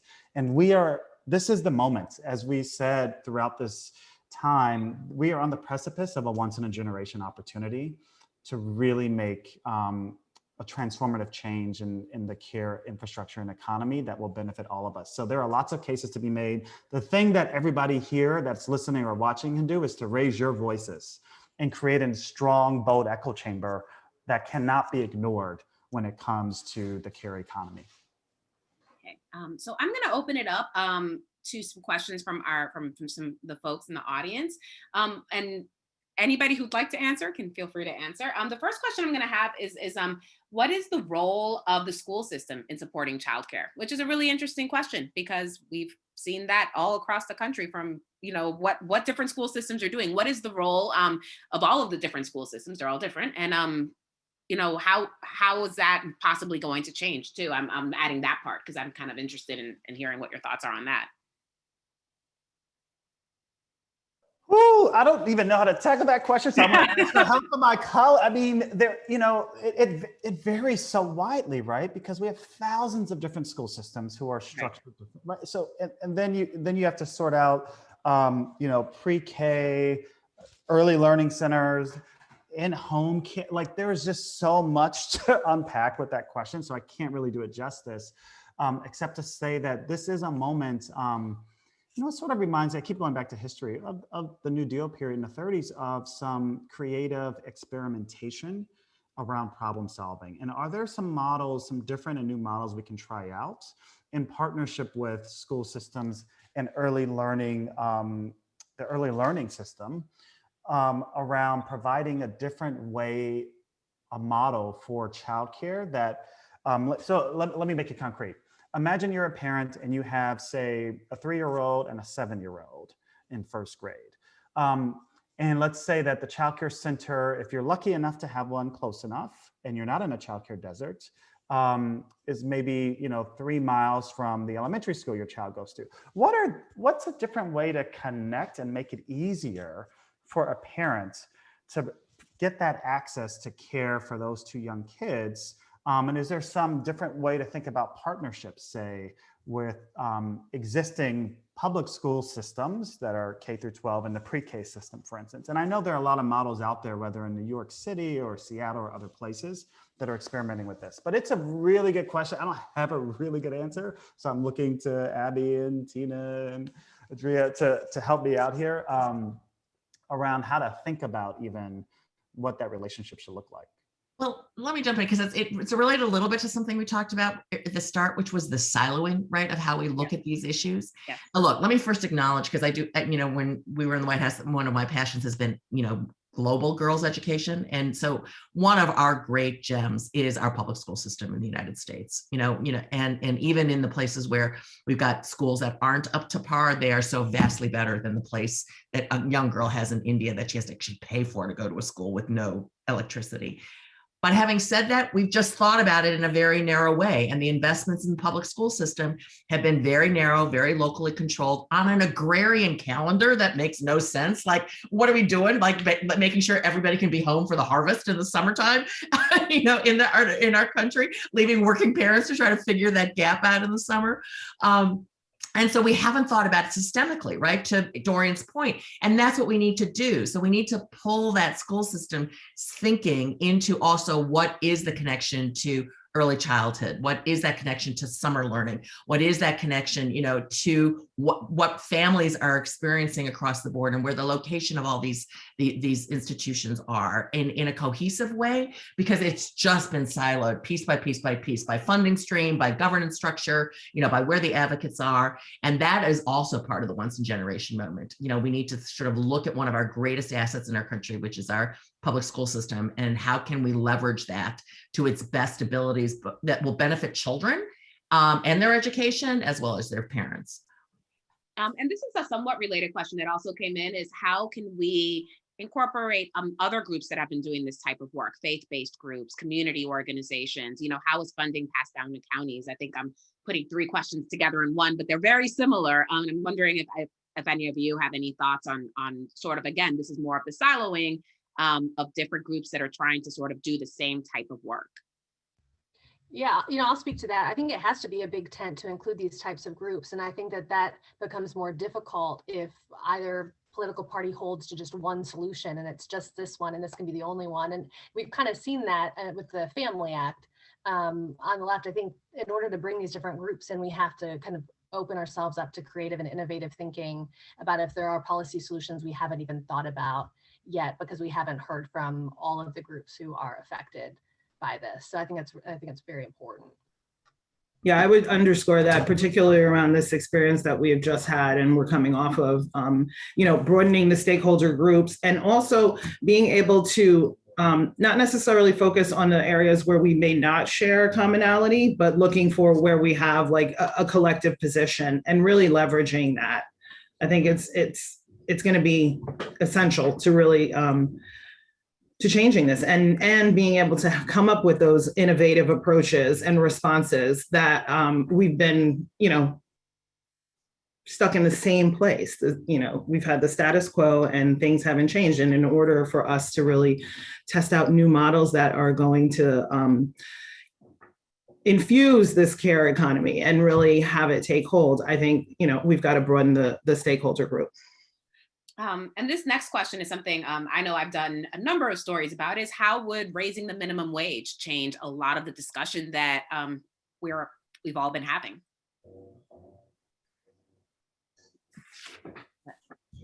Well, I was looking to Adria to jump in because obviously raising the minimum wage is key for our caregivers and our home health workers, as I think she laid out, on how many of them are subsisting right now. Some of our most critical work that, folks are paying for, which is to care for our children or care for an elderly or loved one who's ill, needs specialized care.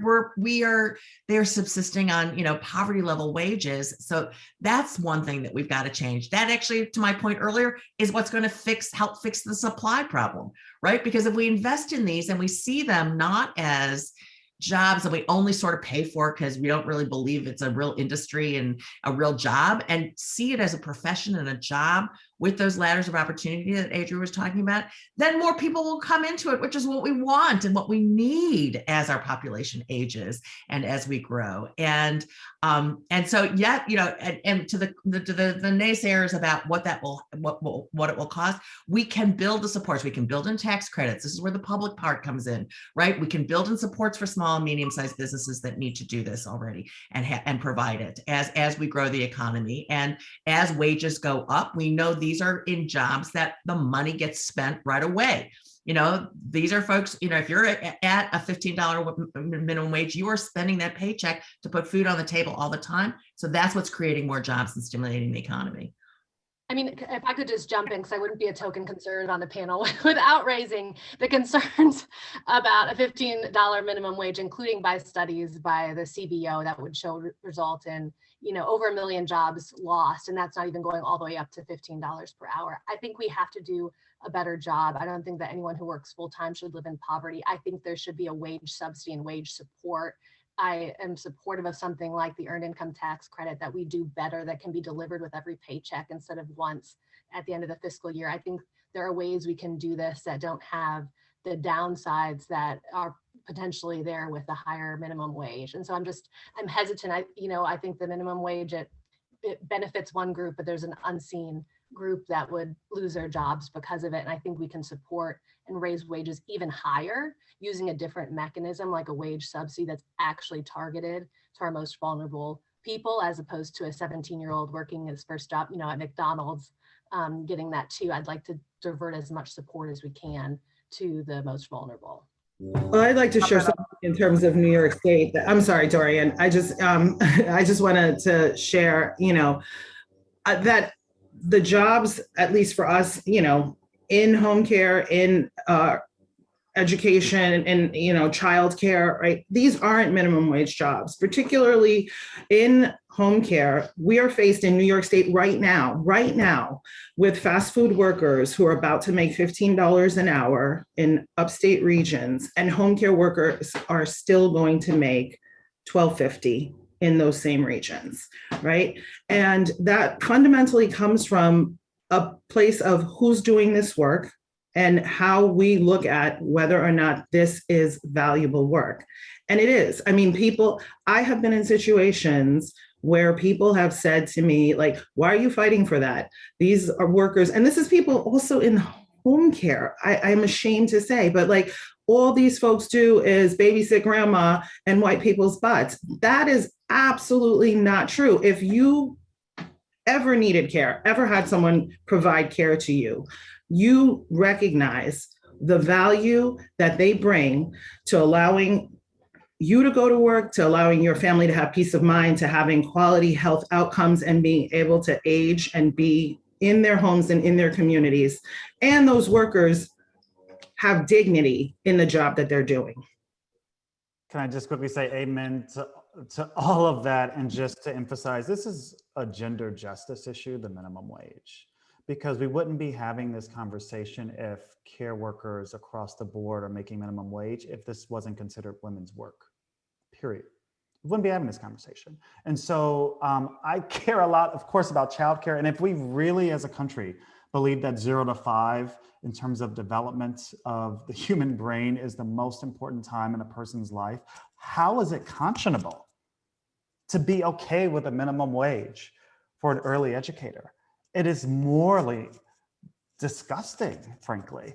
And the economics is bad too, as Tina has already pointed out. It's just bad economics. So I do think we have to have a very different and serious conversation about the value we place on work in this country, particularly on work that's been gendered and considered women's work, particularly women of color. Care work has to be seen as the most essential work that one can do in jobs of dignity. And we should be honoring all of our care workers, not just in a moment of a pandemic when they're considered essential workers, but this is the most important work human beings can do, I would argue.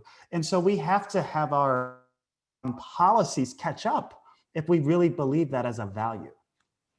And I'll have one final question that came through, which is, what is the role of organized labor in all of this? What is the role that unions can play in, again, linking these different the different ways in which caregivers who work in different siloed ways can sort of, organize together, and what struggles may there be along the way there? No. Okay. Well, look, I'll jump in. I thought Adria might, just because she's in this, and with SEIU and organizing. But first of all, just starting with caregivers, they're outside of the labor protections, right? As Dorian went through the history on why they have been excluded, but they have been excluded from the ability to organize, excluded from the protections, of our, the what we expect otherwise in our economy. And I don't think people understand that, right? That actually caregivers exist outside the formal economy, and that's what we need to do, is to bring them, treat them like we're treating all the other jobs that need, labor protections and wage protections for folks. So that's a critical piece where, I think, organized labor is a part of it. And I think, organized labor is the place where, when you look at jobs that are, labor union jobs, things like wages go up, and the empowerment of vulnerable workers happens. And so that's another piece that is in what is in the Biden plan, is to make sure that they're supporting the ability of workers to organize. Anybody else? Yeah, I mean, as a organized organization that is within SEIU, I mean, I think it's really important that workers have the ability to organize, and because it helps to improve the jobs, and there's a lot of gains and wins that have come along with unionization. So we work very closely with 1199 SEIU, and the more that we can have workers be able to organize is just really important. So, thank you, Tina. All right. Well, thank you, all of our wonderful panelists, for your thoughts today. And thank you for all the great questions that came in. I'm going to pass it over to Natalie Foster, who's going to introduce our next conversation. So thank you all. Thank you. Thank you all so much. Thank you, Erica, for moderating. Thank you, Dorian, Adria, Abby, and Tina. That was a great conversation. My name is Natalie Foster. I'm a senior fellow at the Aspen Institute Economic Opportunities Program and co-founder of the Economic Security Project. And this next conversation is so important because indeed, policy is downstream from culture. And nobody gets that more than these next two change makers that I'm so pleased to introduce. I'm thrilled to introduce my friend Ai-jen Poo, who is the National Domestic Workers Alliance Executive Director. She is the co-founder of Caring Across Generations and a true MacArthur genius. And she will be in conversation with Justin Baldoni, known to so many of us as Raphael on the hit TV show Jane the Virgin, and is the director and producer of Clouds and 5 Feet Apart, and is the co-founder of Wayfarer Studios. So Ai-jen, Justin, thank you so much for being here. We are really looking forward to your conversation, and I hope that you will take it away now. Thank you so much, Natalie. Great to see you, and huge gratitude to the Aspen Institute for hosting this incredible conversation today. I learned so much from that last panel. And it's so great to see you, my friend Justin. How are you? Hi, it's so good to see you. So good to see you. Although it's an interesting, there's a lot in the air this morning. That's right. Before we dive in, I did want to acknowledge the intensity of this time, especially for Black communities as we grapple with the ongoing devastation of police violence in our nation, and really a hope and a commitment to transforming all this pain and heartbreak into more investment and care for Black children, families, and communities, and all of us moving towards that vision together. Oh, may we get there. May we get there. That's right. And may we love each other enough to have justice look like love. Beautiful. So, Justin, I have been looking forward to this conversation, because you and I started this conversation about how we value care in our country years ago, maybe 3 years ago, 4 years ago. And I'm a baby. I'm a baby in this conversation. It's like, I'm sitting down with an Einstein in terms of care and infrastructure and giving. So I continue to be a baby, but man, you are something else, Ai-jen. So inspired by all that you do and continue to do and fight for. Well, I feel honored because our partnership has enabled a whole opening of a conversation about care with men, and so much more as a part of this larger opening that we're experiencing in our economy right now, in our country, right? When we first started talking, we were in this moment where most of us kind of thought about caregiving as a private, personal burden, something to be kind of dealt with in the privacy of our homes, mostly by women. And if we couldn't figure it out, it was because we somehow failed, or we didn't have the right job, so we couldn't take time off, or we are a bad parent, or didn't save enough, or something. And I think what the pandemic has shown us is that we are all struggling. We're in this together, and we don't have the public policy and infrastructure we need in place to support us to work and care for our families at the same time. And that, my friend, feels like a huge opening and an opportunity. And I feel like everyone is starting to come together. Yeah, well, I'm just curious, what was that like for you? Because you have been for years,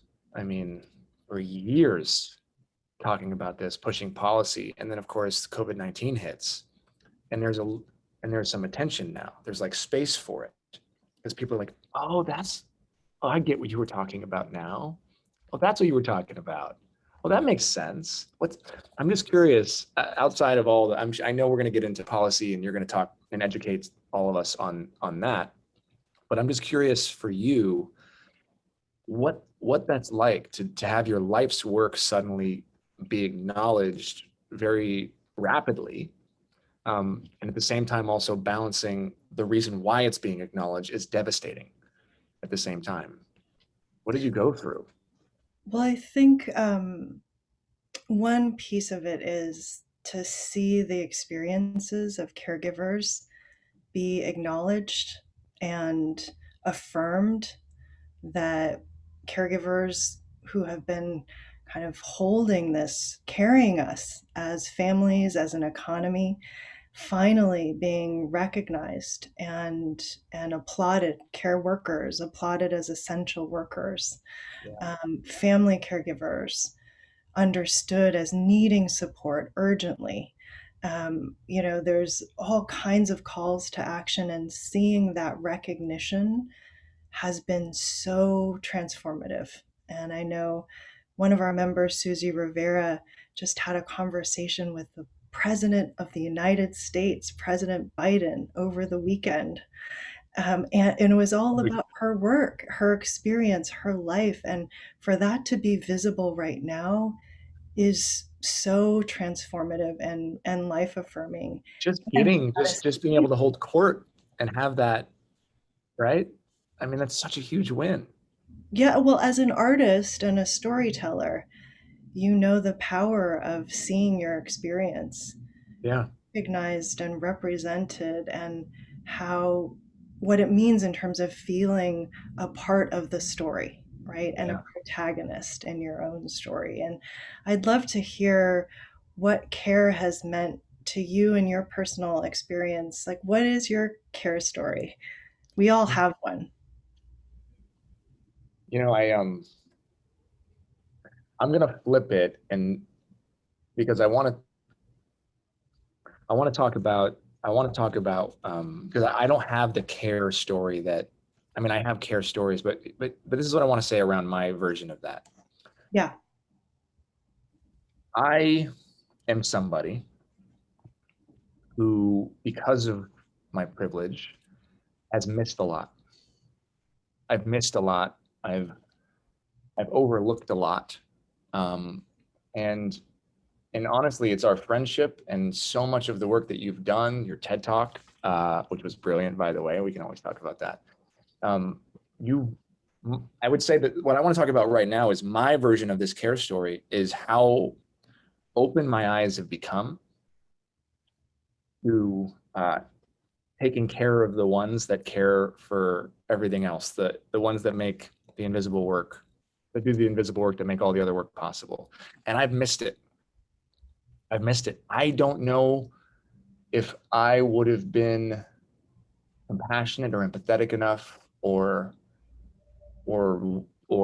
had the wherewithal in the middle of everything falling apart to think about all of the people when the pandemic hit, all the caregivers that were unable to care and were without jobs. And I don't know if I would have been able to do that had it not been for our friendship and for the work that you're doing. So my version of talking about care right now is talking about how me as a white, straight, cisgendered, privileged man has missed so much of the importance of it because society has taught me that invisible work doesn't matter. And you coming in, reminding all of us at the beginning of the pandemic, like, if you're like, you got to keep paying people. We have to keep taking care of our workers, our caretakers, all of the people that are making minimum wage, who are working 3-4 jobs just to put food on the table. They were the ones that were affected the most by it. And I got to be honest, I might seem woke to a lot of people out there that don't really know me, but I think I probably would have missed it. I would have been so wrapped up in my family and trying to figure out our world and having our kids and all of this that I don't know if I would have been thinking about all of those other people. And I think that right now, that's the care story. I think that's the most important for me, is my recognition of of my shortcomings and my limited visibility with privilege. And it's the work that you're doing. It's conferences like this. It's, the policies that you're trying to pass, the awareness that's happening that I think is making a lot of folks in my position able to see things that we haven't been able to see before. Mm-hmm. So, and the fact of the matter is, and I still have touch points to care all over my life. Of course, I have caregiver friends, I have family, but but it's something different now. And my awareness, to go from an awareness to an understanding to a compassionate, empathetic place, are steps that I don't know if I would have been able to take without you and your work, and without your TED Talk and your stories and the beautiful work that you're on, and Monica, and I'm so lucky to be surrounded by these such badass, powerful women who are changing the world, literally. So that's kind of just, I just wanted to like throw that out, because I think there's a lot of people like me that maybe don't admit it, right? There's a lot of people that where the pandemic hit, we're like, wait, I got to pay that person even though they're not coming. There's a lot of people like that. And they won't talk about it. They'll just say, oh yeah, I paid. Oh yeah, of course I paid her. But it doesn't mean that you weren't thinking that you shouldn't. And it's the thought that came up for a lot of people who are so focused on themselves. That thought is the thing we have to unlearn, and that matters the most, because that thought indicates where we actually view the human beings who care for us, right? The invisible work that makes the work possible. And I couldn't be here. I couldn't do what I'm doing if it were not for my wife and our nanny who we pay, right? Capitalism is not possible without the unpaid labor of mothers and all of the minimum wage care that we have all around the country. So that's my rant. No, I know. I just, It's not a rant. I think you're telling the story of this country. You're describing our culture, which is a culture that has made some of the most important relationships and work in our world the least visible, the most taken for granted, and the least valued and protected. What do you think that is? Well, and this speaks to your life's work, which is that I think that we have always associated care with women, and women have always borne the cost of us not having care infrastructure, not having childcare, not having paid leave, not having long-term supports and services or home and community care for the elderly and people with disabilities. Women have disproportionately kind of borne the weight and the cost of our societal lack of that system. And women of color who do work in the care economy have borne the brunt of it, working for poverty wages and not able to take care of their own families doing this work. And so I think it is a reinforcing narrative that the people who do this work and this work itself are less than real work, less than real workers, less than fully human. And we have the opportunity right now to write a new story. And that's where I think storytellers, artist, director, producer like you really come in, and why it's so powerful that you've created this platform. For those of you who don't know, it wasn't in the bio, but Justin has created this incredible platform called Man Enough to spark conversations among men about masculinity, conversations that are really essential to us undoing this hierarchy of human value and of economic value that keeps one set of people below another set and devalues work that's associated with women, devalues care work. And I'd just love for you to share a little bit about why you started Man Enough and why you wanted to partner with us at Caring Across Generations on Man Enough to Care. Well, first of all, thank you. That was an awesome answer. I learn every time I listen to you, especially. It just makes me realize how much more I wish we talked, right? More private conversations. That's public one. I much prefer being a student than having you ask me questions. Look, Man Enough is really it's really reflective of my journey. It's my journey kind of digging up and unearthing a lot of these truths that I think I've been taught as a man to not explore.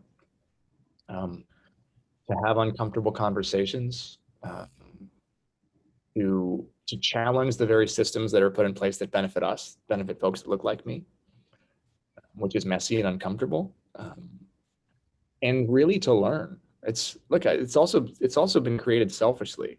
It's not like,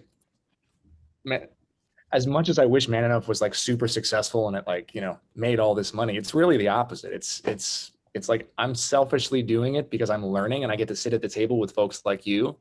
And really what it's coming down to is let's have these conversations that we don't have. Why aren't we talking about it? Why aren't we talking about this stuff? Why haven't I thought about caregiving?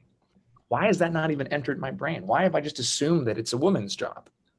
What's the part of my brain that just when I see the word caregiving, it's synonymous with woman? And then if that's there in my brain, where did it come from? Was it planted? Was it taught? I wasn't born thinking that. Well, geez, if that's the case, how do I unlearn that? What does it actually look like? This is like, I call it kind of the why ladder. It's like we got to keep asking ourselves why to get to the truth, to the actual answer. And we have not been taught to do that as men, not in America, not in most Western countries. So Man Enough is really my journey of unpacking and undefining what it means to be a man, to honestly just make room for anybody who identifies as a man to be a man. I don't want to redefine it, I want to undefine it, because in redefining it, all we're doing is we're creating a new definition that somebody's not going to fit in. So somebody out there is going to be left out of a definition, and that's going to cause them the same pain that all of us are experiencing. When in reality, you got to throw the whole damn thing out. So it's funny. And what I was thinking about, so my book comes out Tuesday called Man Enough. And I'm actually here at the Kelly Clarkson show right now. So this is not my office. This is our green room. And it was and I want to just point one thing out. It was our friendship. It was conversations with you. It's doing Man Enough to Care, which I know we're going to talk about. But as I was writing the acknowledgements from my book, and she doesn't even know this yet, I don't think she's watching. I was writing the acknowledgements for my book, and I was thinking about all the people that made it possible for me to write this book. And it was thanks to you that I recognized and thought about, like, one of the most important people in the fact that I could write this book was our nanny. I would have never thought, it makes me kind of tear up, I would have never had that. I would have never had the blessing and the benefit of being able to even recognize that had it not been for our friendship, right? Like, how many authors make their nannies at the end? But no, but it's true. And it's not like, oh, give me a pat on the back. It's just like, I've been so ignorant. I've been so ignorant my whole life to this stuff. And so I just wanted to say thank you for that. Because as I was thinking about all of this stuff, and this just happened recently, she's one of the first 5 people that I think, because I couldn't have written my book had she not been providing care.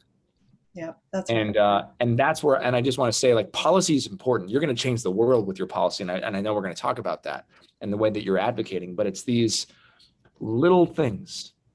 It's the awareness of a white privileged dude like myself who sees that.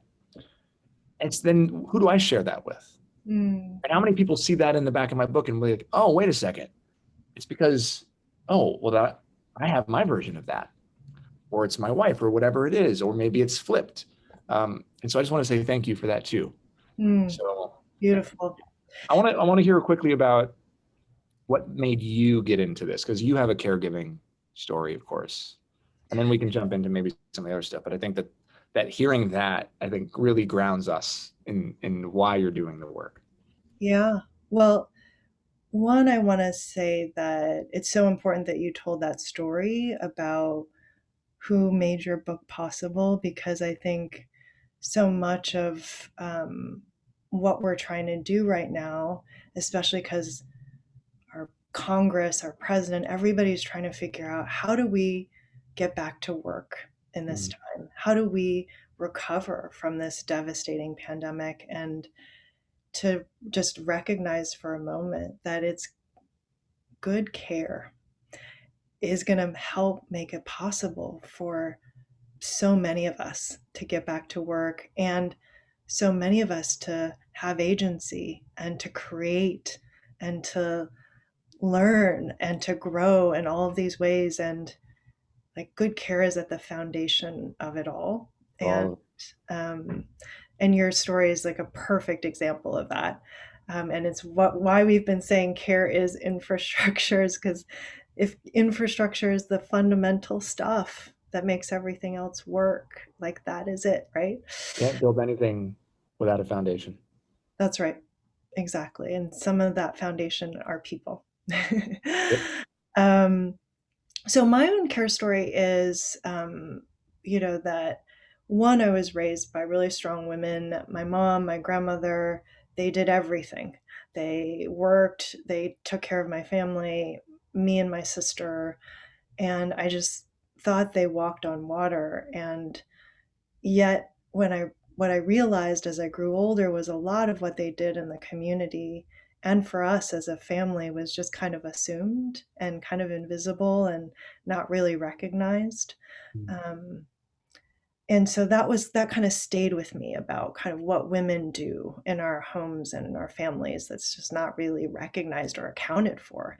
And then my grandfather, he started to lose his vision. And I remember growing up, one of the things he would always tell us is, don't put me in a nursing home. I want to stay at home.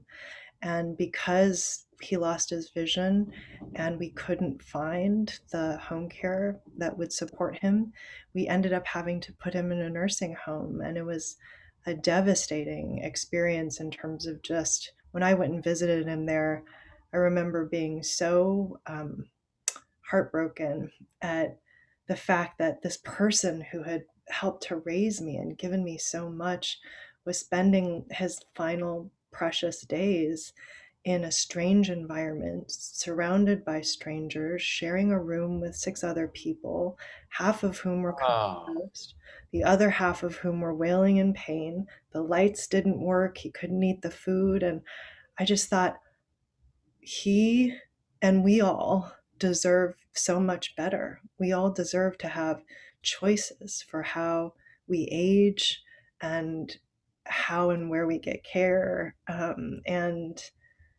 And then I saw the care workers in that facility and they were all overstretched. They had too many rooms and people and just an impossible situation. And the more I learn about the care economy, the more I realize is that it's just not working for anyone. It didn't work for my grandfather. It doesn't work for a lot of women, a lot of care workers. I mean, and we have this moment right now, Justin, where we can change all of that. We can put the building blocks into place so that people like my grandfather can actually live as they age. People forget that aging is living, living longer. If you have the support and care you need, it's a beautiful part of life. And we just don't have that in place. And our babies aren't getting what they deserve either. And this is our shot. This is our chance. No wonder, it makes me think, it's no wonder we have this cultural obsession with staying young. It's because of the way we treat the elderly also, right? The younger we stay, the more fit we are. It's not, I don't even know if it's so much about extending our lifespans. I think there's a whole end of life care thing that's a separate conversation. I've been a part of a few really interesting things with Endwell and things like that, but we have this cultural obsession with youth, and I think it stems from us not respecting aging, right? Not valuing our elderly, right? In other countries and other cultures around the world, there's a different view, right? That's right. The system's in place for them because they're our elders. We have to take care of them. We wouldn't be here if it were not for them. But in Western countries, it's youth. Oh, they don't have anything to offer anymore. Our capitalistic, Right. Well, we have a moment where we have to really face that as a country with a growing aging population. And I think there's so much opportunity there. If we design our policies to support the ability to live well at every stage of life and to care for our families across the lifespan, so much more could be possible. And it's one of the reasons why, this conversation happens among women quite a bit, and always has. Now it's happening in the public square. And one of the reasons why we were so excited to partner with you on Man Enough to Care was to really surface the fact that I think this conversation is happening more among men now, and it certainly needs to happen more. And I'd just love for you to talk for a moment about Man Enough to Care and kind of what you hope people will take away from it, and what you learned from it. I learned a lot. I mean, it started with our friendship, of course. I remember sitting down, and when we had coffee that day, we were just throwing around ideas of how we could help, right? Because the first question I always want to ask is, how can I help? And we were building Man Enough, and you know, in doing my own research and in talking to you and others, you know, when you think about undefining masculinity or just masculinity in general, you never associate caregivers with men. Yet, if you think about the qualities inherent in a caregiver, I think you'll find a very healthy mix of very masculine qualities. Like, you got to be brave and fearless. That's right. You got to be tough. Like, there's a lot of things that you have to be. And I love taking masculine qualities and flipping them on their heads and saying, okay, well, if you're a man, all right, well, aren't you told as a man that you have to provide? Okay, well, what does that look like? Providing. Aren't you told as a man you have to protect? Aren't you told as a man you have to do all of these things? All right, well, we're not going to change the system overnight. Patriarchy is what it is, right? Our culture is what it is. But if these things make you a man, then maybe the challenge should be, well, doesn't that apply to caregiving? Doesn't that make you more of a man in many ways if you're a caregiver? And so I thought it could be a really interesting conversation to, again, use that word man enough, that reclaiming of the word that's been used to put us in these boxes and to hold us back from being our full human selves, not just men, and say, all right, let's be man enough to care. What does that look like? And we created this thing together, which I'm really proud of. And we brought men to the conversation who had experiences with caregiving, on both sides. Like we brought in Zach Anner, who's had to be a recipient of care his whole life. And we brought in, Devin, who was a former football player, who at 25 years old was dealing with a daughter with stage 4 cancer while playing football and had to become a caregiver. And we brought in a well-known caregiver. We had all these great conversations. Nathan Kress, whose wife has endometriosis, and who's caring both for her and his baby. And we talked about things that I had never really heard men talk about at a dinner table. It was so eye-opening and heart-opening, and I left that conversation feeling like, it is the most masculine thing that we could be. That's right. And I hope that's what people get out of it when they watch it. Yeah, and we're gonna actually show a little clip from it, so people can get it. Yeah. This is a big issue, right? End of life and caregiving across the board. All of us are going to inevitably need to be cared for at some point. And then the medical system in general is just a crazy thing to navigate. What kind of support systems do we need in America if, God forbid, something were to happen? Because the trends are that we are all going to have to take care of somebody at some point in our lives and be taken care of, but nobody's talking about it. And it's not just about people who are aging. Anybody can join the disability community at any point in their lives. True. Something In can an instant. happen to anyone. I think we need better supports for people with disabilities across the spectrum and across the lifespan. People should be able to access the long-term care they need. Our big vision, our big idea for the future is this idea called universal family care. The idea that one day we should have one fund that we all contribute to, that we can all benefit from, that helps us pay for childcare, elder care, and paid family leave. basically everything that you need to take care of your family while you're working. So what are the steps to making something like that happen, and what are the roadblocks? Well, culturally, we haven't really had the conversation about care. So this is the first step. This what we're doing right now is actually key.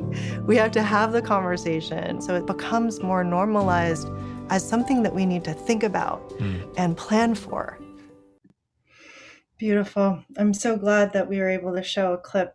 I hope everybody goes to the Man Enough site to watch this series and so many of the amazing dinners that Justin hosts.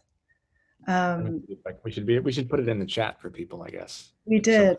We did. Okay. We'll do it one more time to make sure everybody has it. But I just wanted to close by saying that each of us are a part of this story, this new story that we're writing about care in America. And so many of the policies we've talked about today, childcare, paid leave, home and community-based services for people with disabilities and the elderly, good care jobs, these are essential building blocks to the future and the economy that we deserve in this country. And thank you, Justin, for helping. Oh, wait, Ai-jen, before you sign off, you got to tell us what's happening with the policy. What's happening with everything that you've been fighting for? Are we getting closer? Don't leave us hanging. We're getting so much closer. Like, we've just leaped decades ahead, and there's been a big investment in childcare in the rescue plan, and there's going to be more to come, hopefully, in the family plan, the American Families Plan. And the president announced an American Jobs Plan that includes a big investment in home and community-based services and good care jobs. And we are doing it, and we have to keep on organizing and mobilizing and sharing our stories, because that is how we will actually achieve these. And what's the main thing that each of us can do right now to help get these things passed? Great question. You can call your member of Congress and ask for a meeting to share your care story and why care matters to you, and honor the caregivers in your life, sharing their stories, doing those meetings with them, celebrating them the way Justin did in the acknowledgements of his book. There's a lot to do right now, and it's all hands on deck. I'm so grateful for your work. Likewise. And your book is coming out. Everybody should get the Man Enough book. So exciting that that's happening. Okay. I'm nervous. But thank you for, God, I can't even imagine what our world would look like if this stuff can get passed. And we can also get these caregivers, way above minimum wage, because they deserve it. And the more attractive it is economically, the more people will come in, the more we can dismantle the myth that caregivers are women. As we know, 40% of family caregivers are men. And we gotta also make it masculine too, for them to see that, it's a beautiful thing. It's a gift. It's a masculine thing to caregive. And especially if we can start to make money doing it with all the work that you're doing. That's great. Our economy is gonna flourish because of that. That's right. It's a game changer. And so with that, I want to thank you, Justin. It's been great catching up with you. And I want to hand it back over to our colleague, Maureen Conway, the amazing Maureen Conway at the Aspen Institute. Thank you so much for having us today, Maureen. Thank you for having us. Thank you. Thank you, Ai-jen. Thank you, Justin. That was amazing. What a beautiful conversation. And thank you for all you're doing to really elevate the issues of care and get more people to care about care. It's really essential. Thank you to everybody for joining us today. This was just an amazing conversation. Really appreciate everybody tuning in. Thank you to Senator Romney, to Dr. Boucher, to Dan Porterfield, to Abby McCloskey, Adria Powell, Tina Chen, Dorian Warren, Erica Barris. What a day. Thank you so much to my amazing colleague, Natalie Foster, who did so much work in organizing today's event. And thanks to you for your great participation, for sharing your questions and comments and resources in the chat. Please do take a moment to respond to our quick feedback survey as you sign out. We really value your comments and try to respond to them. You can also send us an email and let us know what you think at eop.program@aspeninstitute.org. And we hope to hear from you, and please do join us again for another Opportunity in America conversation. Thank you.